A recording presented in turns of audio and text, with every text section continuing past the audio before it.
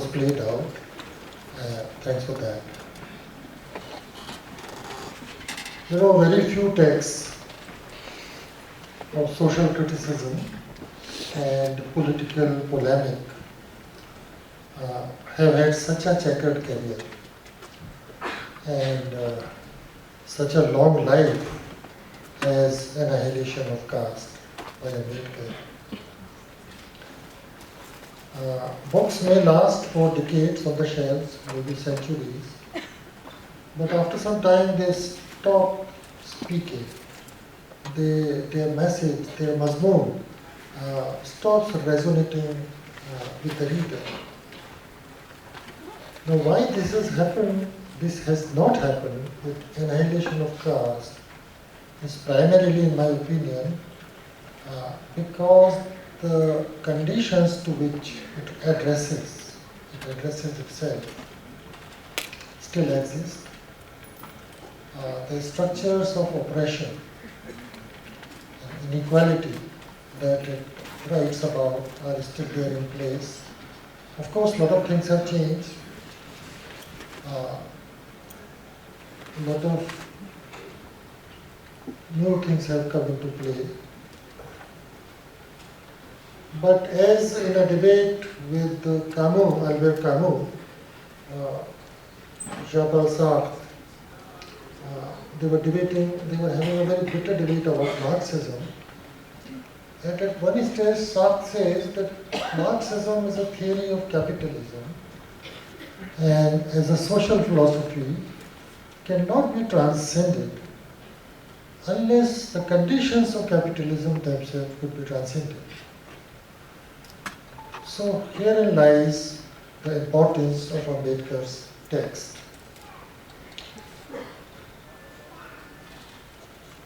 It demands serious engagement, and we all know Arundhati has never been shy of such engagements. By way of starting this brief conversation, if I could ask her this simple question, why so late? Why so late?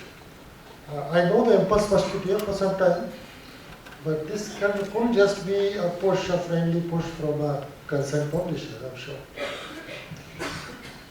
I think the answer to that is, look, I'm not an academic, I'm not a historian.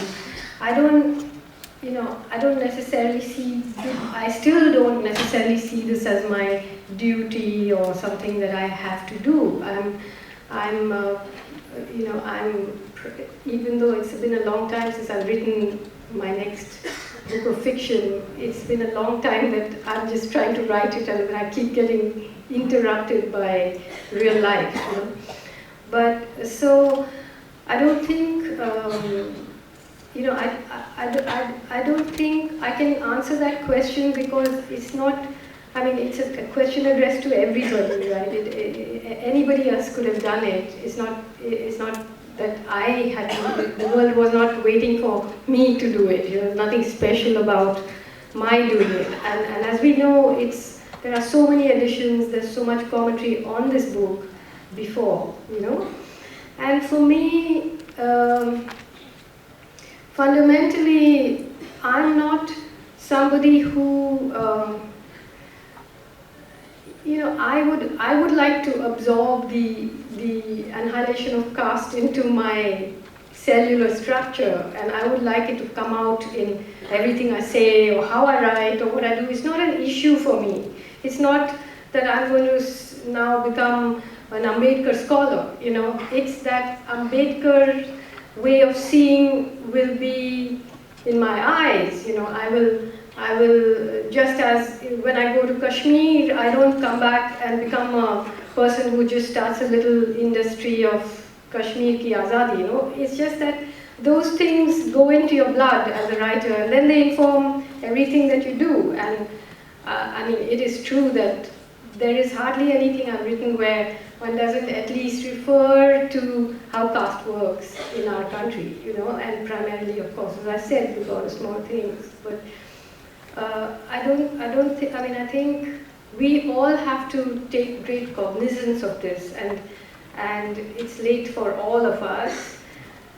It would be very, very pompous of me to assume that it was my responsibility to do this and I've been late in doing it, you know.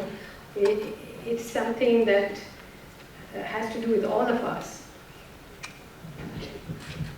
Well, in a way, as you said, God of Small Things is also about caste. In that sense, this engagement is not new. Now, you have been on the road with this book recently, and like all road journeys, you might have expected some difficulties. So what has been the experience so far? What's your sense of audience response on this book? Well, I think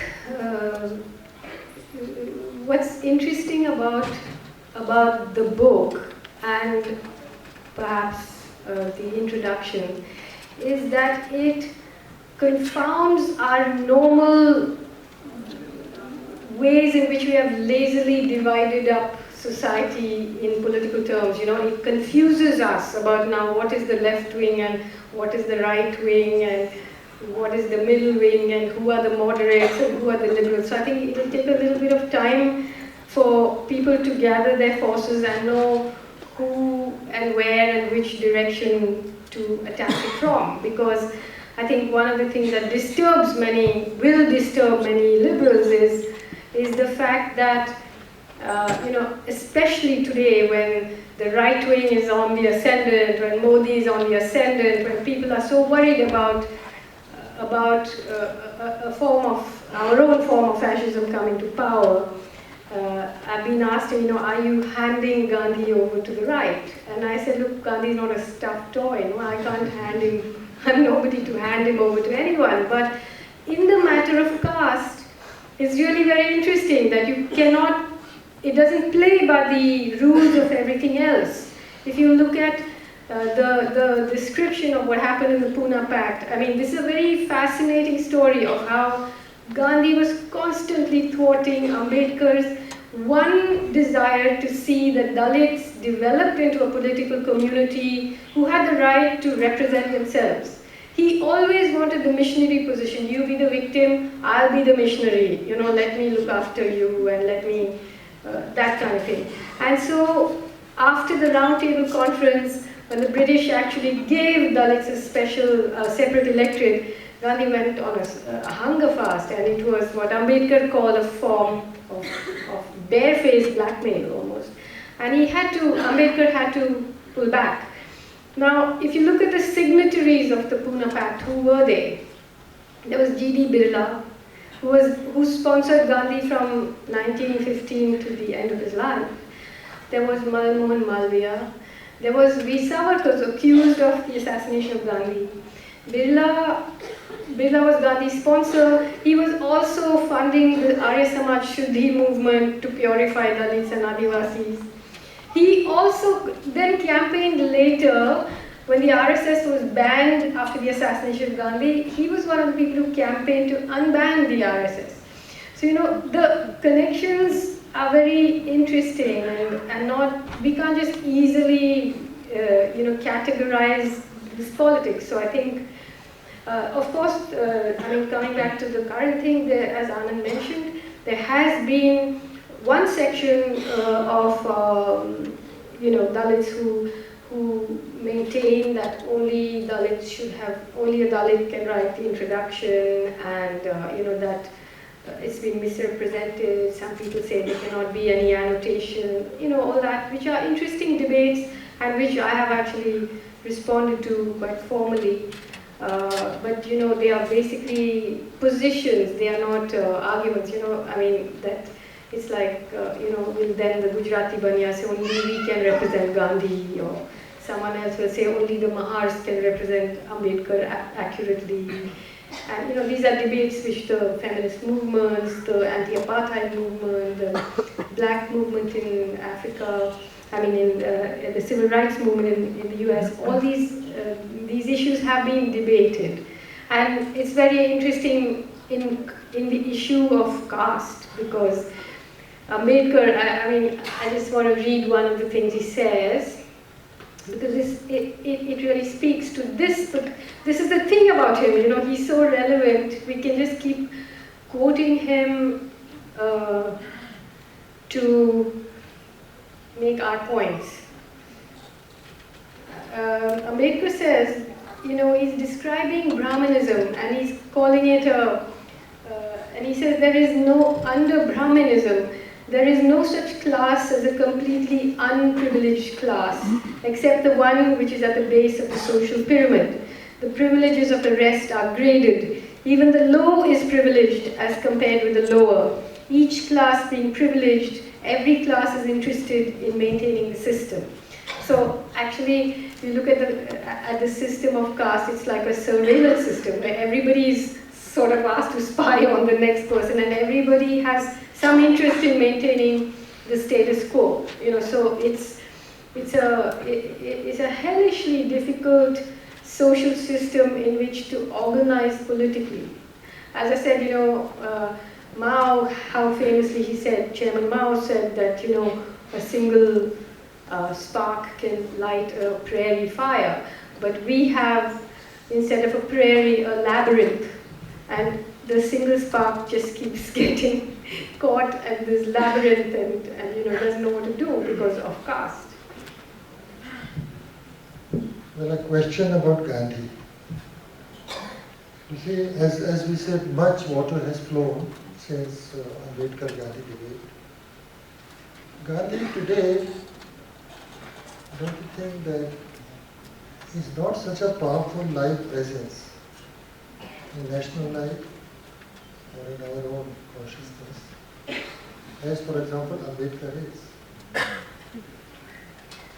He may be father of the nation and an international icon, but the ground on which he stood and the ground on which these debates took place has really disappeared. The center itself has shifted so much rightwards that the ruling set, the ruling classes today do not really need Gandhi to justify the status quo. In the era of these changes, globalization, and these strong communal mobilizations that are going on, and the other social changes that have occurred, a kind of a state welfareism for a certain period of time, the rise of OBC politics,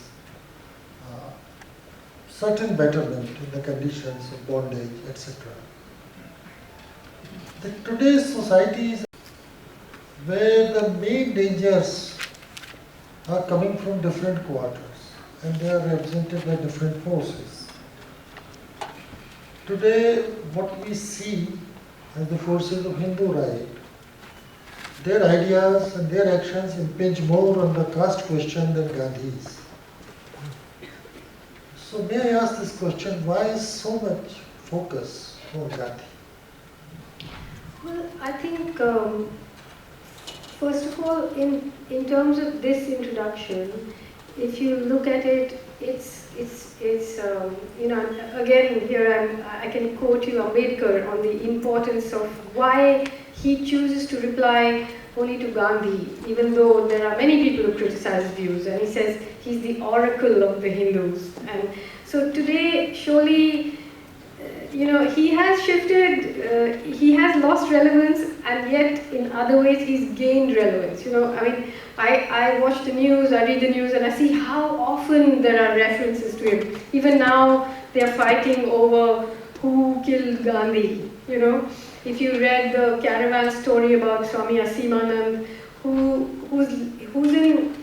who's proud of being in Golwalkar's brother's cell or something, but in his ashram, the boys were made to chant every day the Ekta mantra. Swami Asimanand, the person who's been accused of the Samjhauta Express blasts I'm talking about, who was a functionary of the RSS. And the boys in his ashram are made to chant the Ekta mantra, which includes Gandhi and Golwalkar, you know. Was this an ideological killing? Was it a fratricidal killing? You know, these are debates that at least these are questions that I have asked in this. But I think, you know, what happens is that Gandhi is the mascot. And however far we move materially from Gandhi, we use him like, you know, Catholics use confession to somehow give us, you know, make a model position. So the Indian government is busy right now trying to get Gandhi statues put up all over North America, for example, you know. So I don't think that we can minimize the importance of Gandhi. Yet, when we're talking about how things have shifted, again, I think there's quite a long part in my essay about how caste works today. And the debates about some people saying, oh, globalization, urbanization, all these things have actually, you know, neutralized caste. And others saying, no, but caste is very important because it doesn't atomize Indian society. I mean, no, Dalits are saying this, but, you know, others are. It has its buoyant supporters. Still, caste does. So, I think, you know, that would be an answer to the question. If you just see how caste and capitalism and corporatism play out today, it's pretty shocking, you know. Who owns the newspapers? Just look at those things. You know, it's amazing the ownership. We are quite fond of talking about Dalit dispossession, Adivasis, what's happening, but for instance, nobody turns that gaze upwards, you know. What are the Baniyas up to? What are the Brahmins up to? You know, who is in the judiciary? Who is in the bureaucracy? It tells a deadly tale, you know, when you look at it that way. When you just turn that searchlight away from the victims to the perpetrators, it tells another story. Of course, but the question that starts worrying people inside Dalit movement itself, the people who are involved with Dalit studies, or anybody who is studying social exclusion, is the extent and this whole politics of assimilation, co-option. There are glaring instances of the co-option of Dalits, a section of Dalit masses, into communal mobilizations, into genocidal violence. And the other side is that there are a whole sector of Dalit thinkers who think globalization has been a boon, is good for Dalits. It will destroy caste by itself. The Macaulay is the Mahatma, along with Ambedkar. Now, this degree of co-option also worries me sometimes because they often find legitimacy within Ambedkar's ideas. At one point in the book you have written that Ambedkar's circumstances were such that he was a revolutionary rebel, but at the same time had to, you know, keep his one foot in the establishment whenever occasion arose, which is a very true description of his fate.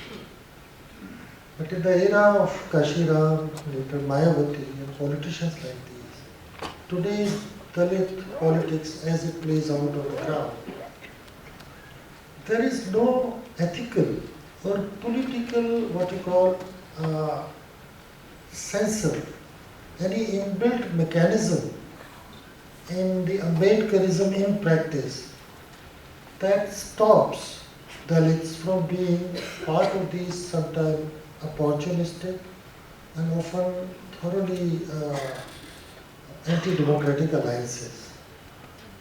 This is one question that will not go away very easily because we see it happening every day. So sometimes I wonder that as a thinker, as a philosopher, perhaps Ambedkar did not really think through his strategies. His assertion of immediate empowerment took away all his attention from the long-term consequences of this strategy?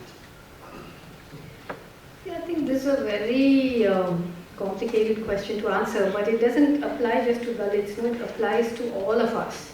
Because there are so many of us who are critics of capitalism, but we have to live in a capitalist society, and we are not pure anti-capitalist because it's not possible to be.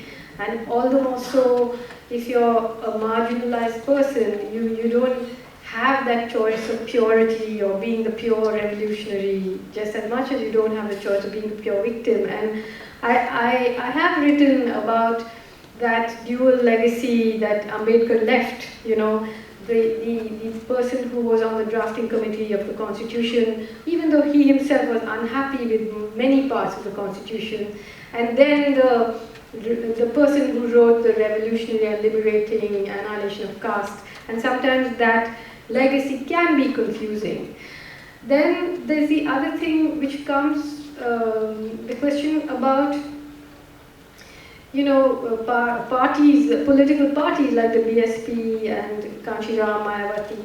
Now the thing is that I think the Pune Pact and how it looked at electoral representation and what Ambedkar was trying to say and how he was thwarted in that, even in his own political activity later, is a very, very interesting thing, you know, because that, what he was trying to say when he asked for the dual vote was that even just demographically, the way Dalits are organized, you know, on the edges of villages and so on, they cannot form a political majority, you know. So he had worked out the system where they could have a double vote, where far from dividing things up, he was saying it would help them to be invested in the system, and yet if they could vote within their own electorate to form a political leadership.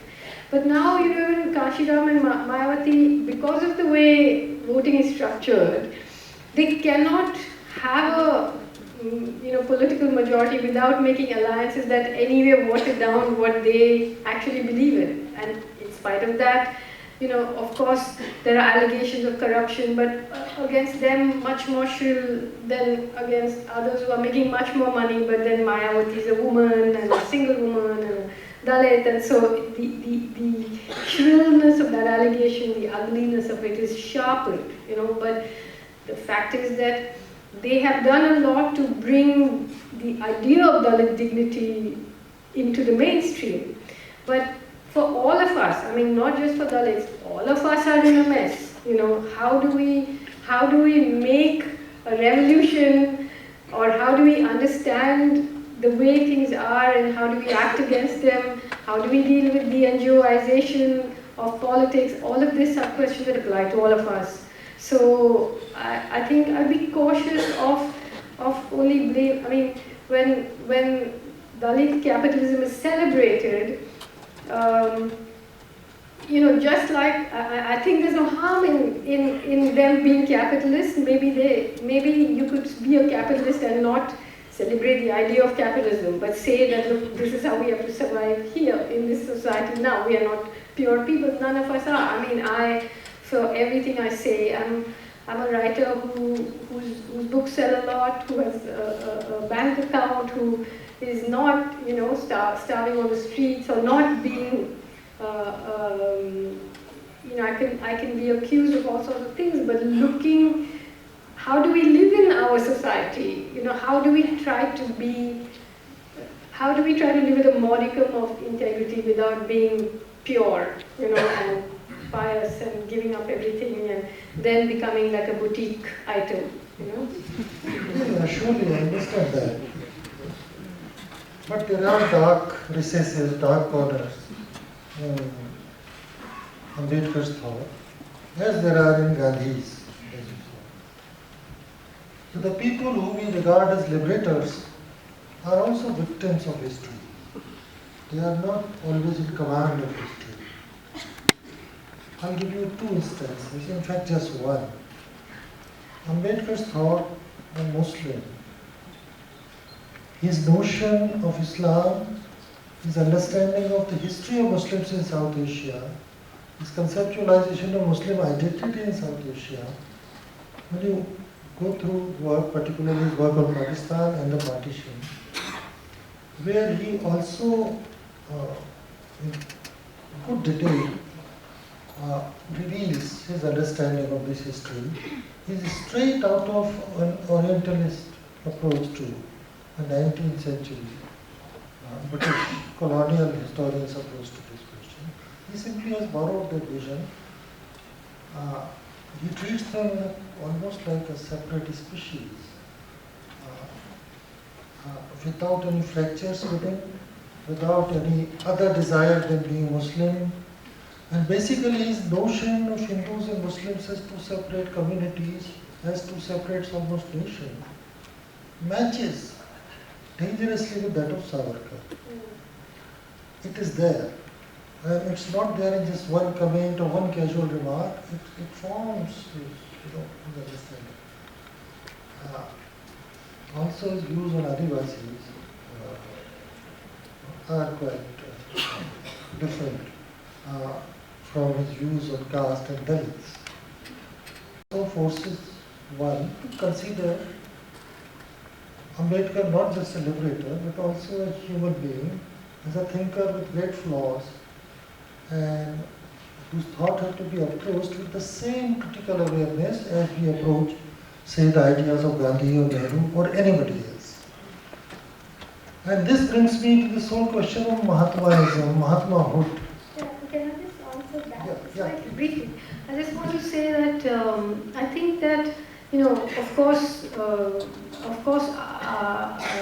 Ambedkar needs to be scrutinized with scholarship, with questions and all that. But first of all, at least we have to bring him into the light, before we start questioning things. And I think it is only respect for someone that you give somebody scholarly attention, you argue with him, and you don't just worship him from a distance and say everything you say is right, And I think all of us are such flawed beings, all of us. I mean, there isn't any perfect philosopher or perfect person beyond any perfect human being. And of course, in Annihilation of Caste itself, there are passages on Adivasis that he writes where the language used is very similar to the language in which Gandhi describes untouchables, So these are things that we do need to talk about and not shy away from. And I think you're absolutely right there. Now this whole business of Mahatmaism and deification and the sainthood. Where does Ambedkar stand today? Do we need to watch out against similar deification and fossilization? Who can and cannot speak of Ambedkar or for Ambedkar? It's a big question, and this is every time a non-Dalit starts talking about it, the very first hurdle, at the very first point, this question comes up. You have partly talked about it, correct your personal experience, but the problem goes much further. Should we confine Ambedkar, as you say, to that small room, or is he a thinker for whole mankind, whole humanity? And when you look at him as a thinker for whole of India, for the whole world, then obviously these questions, these problems will come up. So therefore, he cannot just be turned into a deity as a sacred symbol of Dalitism, but also a major, among the builders, makers of modern India, and like other makers of modern India, he deserves a bit of Mahatmaism and a bit of scholarship and at the same time a bit of a deconstruction as well, like all Mahatmas deserve. Absolutely, I agree, and I think that it is respectful to someone to give him the benefit or her the benefit of scholarship, and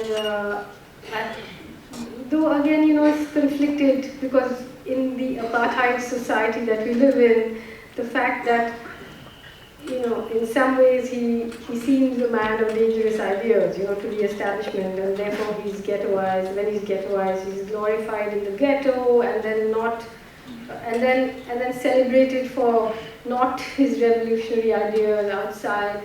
These are things I've sort of written about as well. But I completely agree with you, and unfortunately our trouble now, I think, in India is that we are approaching an age where, when in the 19th century what Ghalib could say about his relationship with Islam, or what Manto could say about his faith, or what Ambedkar could say about Hinduism, or what Nehru could say about Kashmir, we can't say. We talk a lot about free speech, but do we have free speech? Can we think freely? You have to write things, sort of combing them for tweetable sentences, and we're just hemming ourselves in a way where our minds will end up in tweets. It's really very sad. But maybe we should open it up for. So how much time do we have, Anand? Why don't you just cover?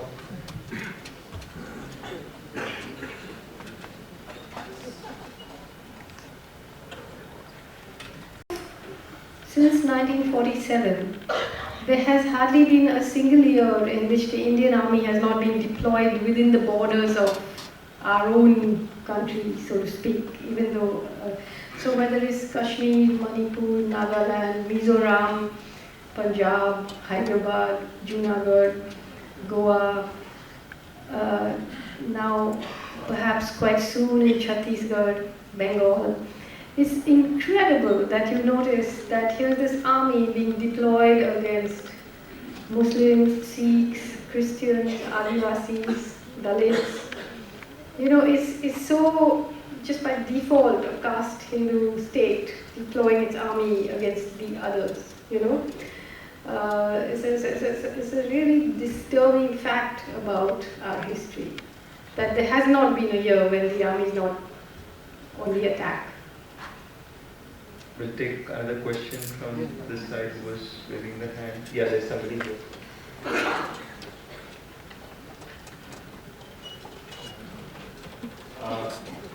Hello. Actually, this is basically a clarification rather than a question, which is related with the section 5 of Annihilation of Caste, where Ambedkar is dealing with dangerous classes. And he's saying that something about which Hindu society has not done with these classes. So my question is to Arundhati Roy.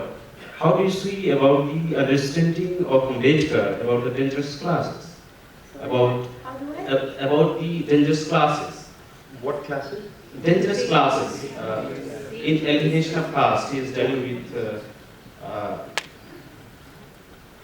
Hello. Could I follow the question? The last bit, please. I'm asking about something in Annihilation of Caste. Annihilation of Caste. Yeah, where he is dealing with dangerous classes. Yeah. Dangerous classes. Yeah. Dangerous classes. Where he's saying that why Hindu society has not actually accommodated thing. So I was asking to Arundhati Roy, what is the understanding of Ambedkar about dangerous classes? Dangerous classes. Yeah. Okay. I think, he writes at length in The Annihilation of Caste, asking why is it that in Indian society, unlike almost anywhere else in the world, there has been no social revolution, And here it's very interesting because he talks about that whole gradation of insult, and how the division of society has made it impossible for people to form solidarities. And Gandhi, for example, being considered a person who's the sort of saint of non-violence, the doctrine of non-violence, places that doctrine on the foundation of a society based on caste, and caste can only be maintained by the permanent threat of violence and the frequent application of violence. So how do we, what do we make of a non-violence that is based on this violence, which is created by these dangerous classes, a continuous threat of violence in agrarian areas in particular, where you don't have the you can't afford people to go on strike. When the crop is ready, it has to be ready, it has to be harvested. When the seed is ready, it has to be planted. It's all driven by the climate. You have to have this permanent threat of violence to make people behave immediately. So I hope this answers your question. There's a question there. Yeah, we'll take a few questions now. Actually, this is both for Arundhati and Duncan. So I'm wondering. Can you speak to the mic, please? Sorry, I'm wondering about the use of the concept of caste and whether we can actually say that, as opposed to kind of prejudicial thinking or discriminatory thinking, whether caste as a practice has the identical significance in capitalism that it did in pre-capitalist social formation. So, for example, caste is a division of labor, and has that division of labor, I mean, how has the insertion of untouchables into that division of labor changed historically from kind of pre-capitalist to capitalism? And then within that context, can we really address the issues of caste without addressing the kind of the broader questions of a kind of social division of labor between a ruling class and a working class? I mean, since, as you pointed out, that the caste is used to kind of reify and resecure those relations. So without doing away with those relations, then don't we have a kind of permanently shifting boundary where, let's say we manage to do away with caste, then there's going to be something else that kind of supports that gap. Okay, we'll take one more question on this side if I can see. There's Priyanka just right behind you, there's a hand. You should come a bit ahead if you're in the dark, it's difficult. Basically my question is, I heard you say right now that the caste system cannot be maintained without the aid of violence. Now, we have seen that in Gujarat, for example, we've seen the rise of welfare chauvinism. In the 19th century and the 18th century, we've seen attempts of Hinduism trying to reform itself, trying to get rid of its androgynous character from its gods, etc. So, in this context, as you have linked capitalism and Hindutva, will we see a sort of attempt at Protestantization of caste anywhere in the near future? Protestantization? Yeah, in a way. Can you repeat that? Protestantization. Protestantization. Once again. We'll take, there are quite a few hands there. And also once again, sorry, can you just bring the mic? He's been asking for a while. Sorry, I saw the hand first. Thank you very much. I was born of coolie ancestors in Mauritius, and I've been living in Canada, from where I have been covering conflicts in the global south for about 40 years. I must say I was fascinated by the light that you shed on the attitude of Gandhi towards black South Africans, and even towards coolies in indentured laborers. Certainly, after reading you, I feel that the history of Mauritius itself has to be revisited. But what is interesting is that the coolies who left and settled in the Indian diaspora, whether in the West Indies or Fiji and Mauritius, South Africa, at least my Mauritian experience showed me there have been no Dalit reconstitution in Mauritius. Not even untouchables or lowest caste. A lot of the people went and they kind of reinvented their caste identities, but they still did reinvent a form of caste system. Did you notice, did you find the same kind of reality in South Africa? Thank you. We'll take one more, Arundhati, or? Yeah. Okay. There are lots of hands out there, so I'll have to discriminate. Okay, you do the discrimination. Thank you. I have two questions, and both questions will follow after I make a comment.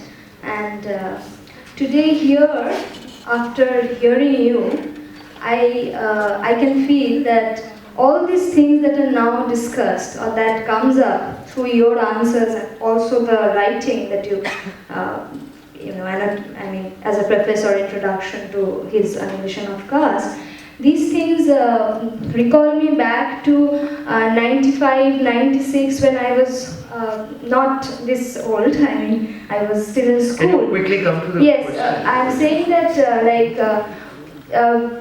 there were cadre camps by Kanshiram, and the entire BSP politics that actually made us familiar with Ambedkar and his thoughts and the issues of caste long time back. So the comment is, BSP as a political force has been doing this task from a long time back, before this issue became so much popular in academic circles and among social thinkers. Now, the interesting point is, do you think that why, whenever there is a possibility of nexus between CPIM, which claims as a political party that looks towards class as a category of exploitation, had it not been for the peculiarity of Indian society or peculiarity of caste, then we could have seen a nexus between BSP and CPIM, but which never happens, not even on the political and not even outside. And strangely, I'm from JNU, so JNU communists and SFI, whatever they are, they will conduct meetings and they will talk about Ambedkar, there will be posters, and this same political party which has reigned Bengal, I'm also from Bengal, for more than 30 years, there in colleges, in universities, you will not see a sign of Ambedkar. Ambedkar is written off the public memory, the constitutive memory, because the vote doesn't play out there. And once BSP or consciousness, or the political consciousness to form as a political party, that creeps in the minds of the lower caste people, then again we will see the communist CPI, they'll bring out the chapters of Ambedkar, which they do in JNU. So what is this? Why is this discrepancy? Very fine point. I mean, would Jogen Mandal, if I can ask you back a question, what about Jogendranath Mandal? I'm asking you. Would his posters be up along? No. Not even Mandal? No, and Jogendranath Mandal, Jyotirao Phule, then Horichand Guruchand, who actually brought up the cause of education of the untouchables for the first time. We ourselves, I am a scheduled caste, so we ourselves got acquainted with this entire movement of upliftment because of Bahujan Samaj Party. And I do see this party as not as a political party. There are points of disillusionment now as it develops. But I think Kanshiram is a personality that again academics should soon pick him up and work on him. That is, sure. Yeah. Will you respond to anything? Yeah. Let me start with the last question. The rift between Ambedkar and the Communist Party, the Communist Party of India actually, at the time, began roughly in 1928 when Dange, who was a Brahmin and one of the founders of, led a big Guinea Kangar Union, a mill workers strike in Bombay. The mill workers, many of them were Mahars, who were Dalits, and they were only allowed jobs in a lower paid department because in the higher department they had to hold the spindle in their mouths, and that was considered polluting to the product. And Ambedkar said that this discrepancy within the ranks of workers should also be addressed. And that was never addressed, and it began a very bitter rift between the communists and the Ambedkar. In fact,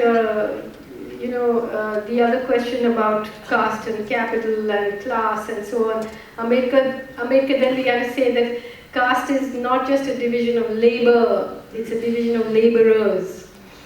And this separation has lived on till today. As you say, I talk about it as the project of unseeing, that even people who are writing about development, who are writing about identity and freedom, none of them like to write about caste, the intellectuals on the left, and I think this is a very, very telling thing, that this project of unseeing, which also applies to our census. The last time there was a caste-based census was in the 1930s. So now you have to grope around to know what's really going on. You have to make a picture for yourself of what's really going on. And I completely agree with you that the work that the BSP has done in these ways, it doesn't count as votes sometimes, but of creating this kind of awareness is the same thing in Kerala. The CPM has just sort of invisibilized caste until you see a movement like the Chengara movement, where while in Nandigram, the government was the Communist Party was trying to take over land of which basically belonged to Muslims and Dalits, to give it over to corporation. In Kerala, Dalits and Adivasis got together and actually took over a corporate rubber estate, and that was an incredible movement of defiance. But otherwise, it's just been written out. I mean, in the introduction, I have an incredible quote by E.M.S. Nambudripad, who was the first, Marxist chief minister in Kerala, and he says about Ambedkar, he says he just ruined everything by bringing up the mundane issue of Harijan uplift. Okay, the other questions about South Africa and the indentured. Yeah, it's the same situation, and it's in a way quite wonderful that people who were locked into caste over here, when they went away and became indentured workers, they reinvented themselves, they intermarried, they changed, they became somebody else, So you don't have that rigid system of caste, not in South Africa either. The question of pre-modern society and caste, it's a very complex one, and written about here again, so you will see it. But I think the difference is that there is this divine aspect to it, that caste is by divine sanction, that these ancestral occupations are divinely sanctioned. It adds a different dimension to how you look at and deal with caste as opposed to class, just with an economic and material analysis. We'll take a couple of more questions and then stop here, because this can go on and on. There have been one there already. Priyanka, the person with the red shirt here. I was quite struck by what you excerpted from the Annihilation of Caste in the Caravan piece on the principles and the rules, on what Ambedkar says about Hinduism being a system of rules and not necessarily principles. And I was wondering if you had a comment on the relative, at least, or whether you saw a lack of principle in at least our non-fascist politics, and whether that's a result of Hinduism, or do you see it differently? Look, I'm not going to risk saying anything because I don't live in the time of Ambedkar and Ghalib, but I would suggest that you read Ambedkar's Riddles of Hinduism. It's another important text of his, and it would, I think, give you some answer to at least the way he thought of it.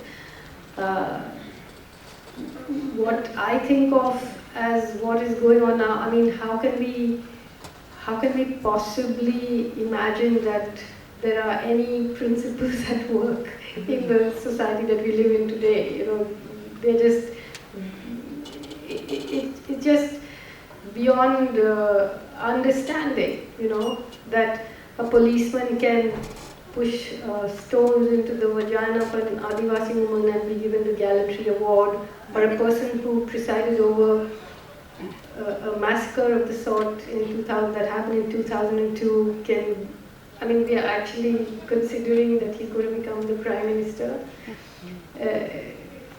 It's almost like science fiction now. No? Okay, one last, because there's over there. Give it to the person to the first left. Yeah, yeah. No. Next frame. He has been asking for some. I'm sorry. I would like to ask you, don't you feel that the best way to deal with the Dalits and the backward caste is to give them better economic opportunities, access to higher education? Because sociological surveys in the South India, where the caste system is firmly entrenched, has found out that by virtue of higher economic status, people, the backward caste have been able to go up in the social hierarchy, which means that concept of purity and pollution, they are not static. They are deeply related to one's economic status. If you are having the economic opportunity and able to come out in the, go up in the economic hierarchy, it will correspondingly lift you in the social hierarchy. Sure. I think the point got made.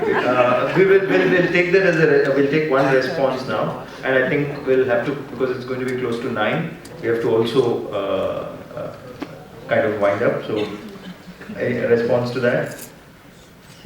Well, how class is going to I trump kind of caste? flinched a little bit about the phrasing of your question, but you know. I don't think we are anybody to deal with the Dalits and Adivasi. That's, you know, not a way we would like to speak. But of course, I mean, education and opportunity is a big thing. But the whole point is, I mean, the whole point is for thousands and thousands of years, they have been supposedly by divine sanction denied that knowledge, you know.